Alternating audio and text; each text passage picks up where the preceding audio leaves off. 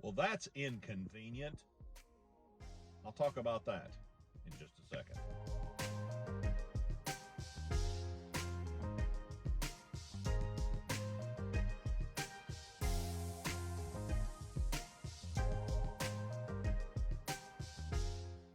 Have you ever had to do something that was incredibly inconvenient and that you just did not want to do? I bet you have. I know I sure have. Sometimes we end up in a situation that we just don't want to be in, but the right thing to do is to make sure that everything works out for the best.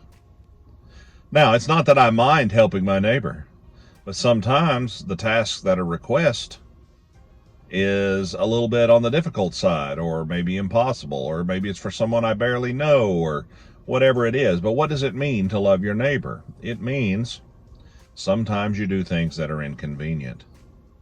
Like sometimes you go out on a cold night with a butterfly net to catch a bat that's in a lady's house that you barely know. You do that kind of thing when you are trying to be decent to your neighbors. Sometimes you have to do things that are just inconvenient for you to help other people. My wife has to put my bandage on my back. I can't do it. I'm sure it's inconvenient for her to do. I'm sure it's an aggravating extra chore that she has to deal with, but she does it because it's what you do for people you love. And I would do the same for her. The thing about it is when we're complaining about being inconvenienced at work or with other people, we need to remember that the greatest inconvenience of all was when our Father left the heavenly realms where he was clean, worshiped, loved, cherished, praised, to come down here and be a poor little boy growing up in poverty, just to lead a life that would end in his own suffering and death, so that he could rise once again, saving us from death, hell, and the grave.